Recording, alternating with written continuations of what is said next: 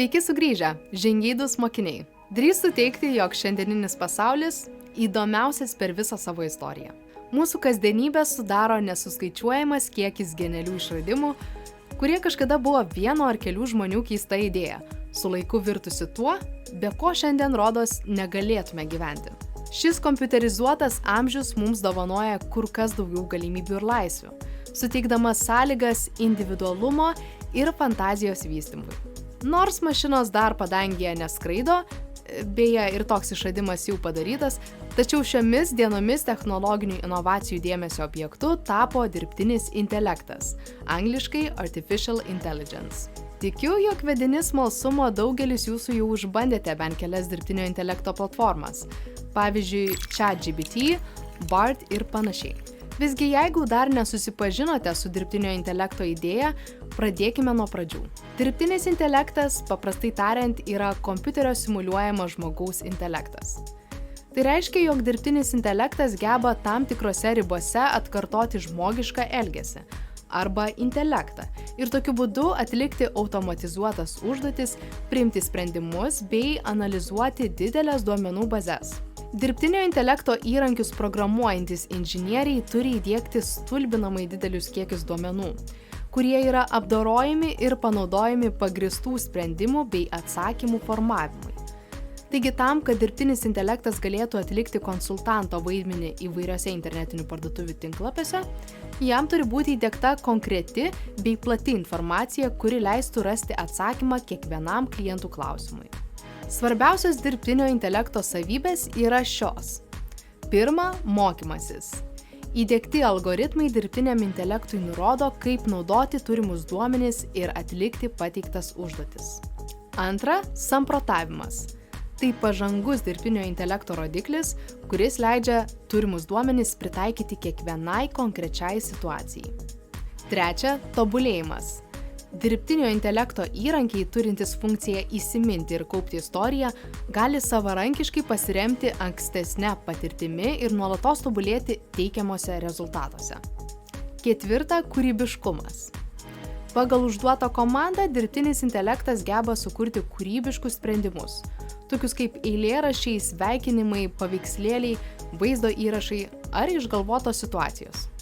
Nors dirbtinis intelektas rodosi šių dienų naujiena, iš tiesų jo istorija prasidėjo dar 1950 metais. Mokslininkai Alan Turing ir Arthur Samuel padarė ne vieną žymų tyrimą, įrodžiusi potencialą dirbtiniam intelektui. Tačiau tuo metu kompiuteriai buvo dar brangi retenybė, apribojusi nepriklausomus tyrimus.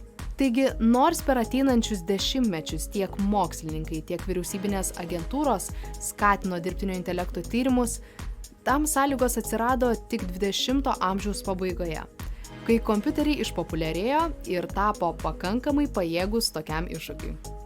Pastaraisiais metais, net patys to nesuvokdami, tam tikrą formą dirbtinį intelektą naudojame visi, pradedant navigacijos mobiliosiomis programėlėmis su realiais eismo atnaujinimais, baigiant automatinių teksto klaidų tikrinimu bei veido atpažinimo funkciją. Neįtikėtina, sutinkate? Vis dėlto, apie dirbtinį intelektą ir vėl pasakoju nebereikalo. Ne vienas NFT kūrėjas jau atrado dirbtinio intelekto potencialą kuriant skaitmeninį meną, o terminas AI NFT, lietuviškai dirbtinio intelekto NFT, jau yra prigijęs interneto platybėse. AI NFT yra palyginti naujas žanras, kuris apima skaitmeninį meną sukurtą naudojant generacinį priešpriešinį tinklą.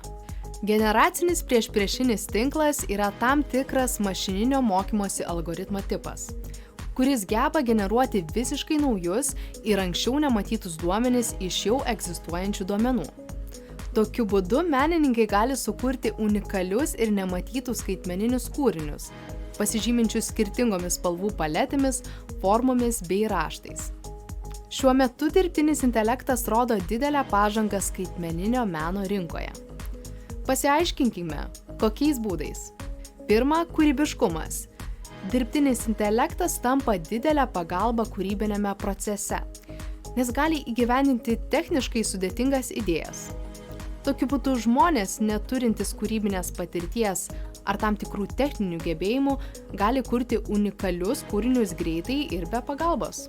Patyrusiems menininkams tai taip pat laiką taupantis įrankis, kuris ilgus kūrybinius procesus gali automatizuotai įveikti per kelias sekundes. Šiuo atveju greičiausiai sunkiausia kūrybinio proceso dalimi tampa aiškus ir konkretus užduočių paskirimas dirbtiniam intelektui. Antra, unikalumas. Kaip jau minėjau, generacinis priešpriešinis tinklas užtikrina skaitmeninio meno unikalumą, o tai yra svarbus NFT aspektas. Todėl dirbtinio intelekto algoritmai yra pajėgus analizuoti skaitmeninį meną ir atpažinti įvairius trūkumus, tokius kaip prasta kokybės raiška ar pikseliavimas, bei atlikti estetinį kūrinių įvertinimą. Trečia, autentiškumas. Kaip žinome, nepakeičiami žetonai yra laikomi blokų grandinėje, kuri patvirtina jų autentiškumą. Dirbtinis intelektas gali greitai analizuoti kūrinio operacijų istoriją blokų grandinėje. Tai patvirtinti jo autentiškumą ir ar jis nepažeidžia autorinių teisių įstatymų. Taigi, tokios dirbtinio intelekto savybės ne tik greitina skaitmeninio meno procesus ir suteikia nematytų idėjų, bet ir suteikia didesnį vienetinio turto patvirtinimą. Visgi turiu paminėti, jog yra ir kita medalio pusė. Kartais didelę pagalbą daro meškos paslauga. Ką aš turiu omenyje? Na, kai kurie kūrėjai ir entuziastai yra sunerimę, jog dirbtiniam intelektui patikėję spręsti ne tik sudėtingus skaičiavimus, bet ir didelius kūrybinius procesus, gali būti, jog ilgainiui nustosime pasitikėti savo pačių kūrybinę galią ir potencialų. Juk kūryba yra tarsi raumuo, kurį svarbu lavinti ir treniruoti. Kitu atveju, ji nutyla ir nedominuoja. Kiti spekuliuoja, jog ilgainiui dirbtinio intelekto kūrybiškumas gali išsisemti ir tapti banalus bei vienodas. Taip pat kyla klausimų dėl autorinių teisių ir intelektinės nuosavybės užtikrinimo. Kaip jau žinote, dirbtinis intelektas kuria meną naudodamasis ypač didelę esamų duomenų baze. Ir nors tai užtikrina, jog sukurtas kūrinys nėra kopija, tai neapsaugo nuo išvestinių kūrinių, kuriuose gali būti panaudota tam tikra kito kūrinio dalis. Galiausiai, dirbtinio intelekto sukurtas skaitmeninis menas kelia daug nesutarimų tarp menininkų. Ir nebereikalo. Kai kurie menininkai piktinasi, jog toks menas paneigia tikrojo kūrybinio proceso idėją. Tai reiškia idėjos realizavimą nuo nulio, kai yra įdedamas savarankiškas darbas ir demonstruojami techniniai gebėjimai. Šiuo atžvilgiu naudojimasis dirbtinio intelekto pagalba yra tarsi trumpesnis kelias, kai galutinis rezultatas gali nedaug pasakyti apie kūrėjo techninių ir kūrybinių gebėjimų skalę. Visgi klausimą, ar kūrėjas pristatęs pilnai dirbtinio intelekto sugeneruotą kūrinį gali būti vadinamas menininku, paliksiu atsakyti jums. Šiandien užbaigėme jau 4. temą ir galiu užtikrinti, jog keliaujame teisinga linkme.